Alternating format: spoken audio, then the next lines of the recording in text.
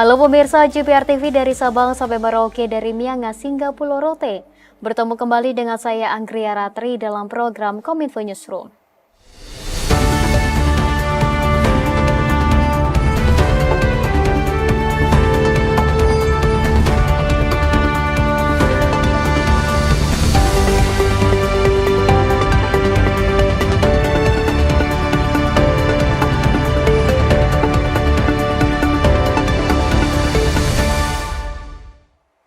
Kita ke informasi yang pertama pemirsa, pemerintah Indonesia mengangkat keberhasilan penerapan bendung modular di World Water Forum ke-10. Teknologi ini dikembangkan oleh Kementerian Pekerjaan Umum dan Perumahan Rakyat untuk meningkatkan produktivitas irigasi guna menjaga ketersediaan air dan ketahanan pangan.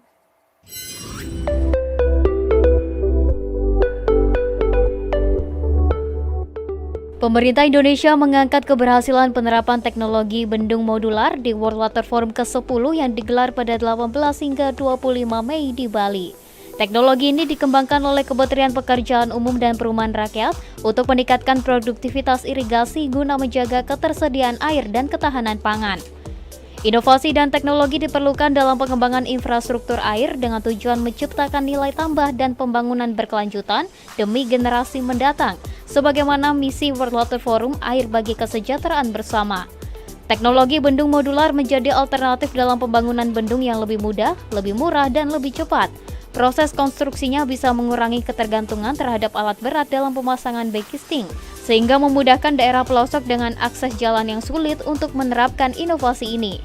Fungsional Parekayasa Madya Balai Hidrolika dan Geoteknik Keairan Kementerian PUPR James Sulpan menjelaskan bahwa teknologi ini menggunakan modul blok beton terkunci yang didesain khusus untuk kepraktisan di lapangan, sehingga dapat menghemat waktu dan biaya pembangunan sampai 40%.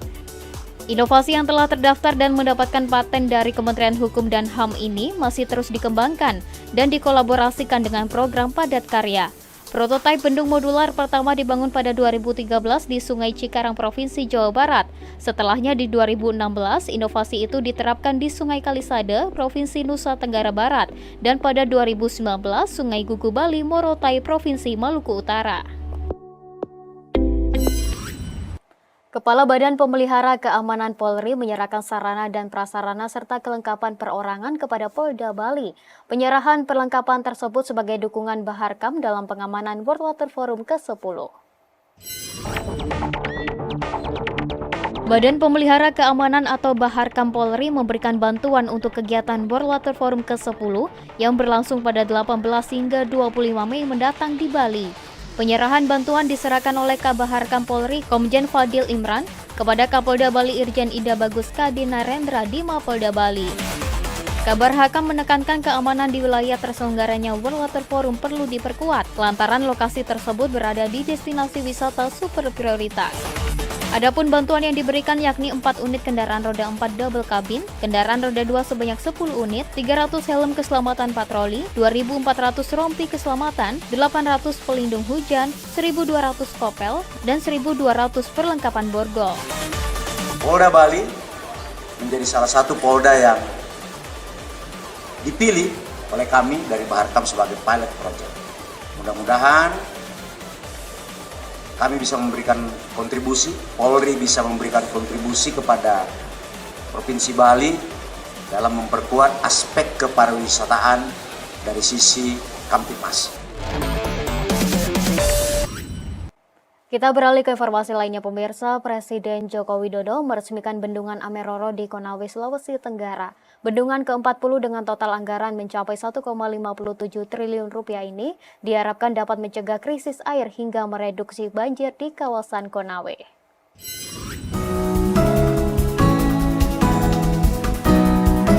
Mengawali kunjungan kerja hari ketiga di Provinsi Sulawesi Tenggara pada Selasa 14 Mei 2024, Presiden Joko Widodo menuju ke Kabupaten Konawe untuk meresmikan Bendungan Ameroro, sekaligus pembangunan infrastruktur kawasan strategis pariwisata nasional Wakatobi.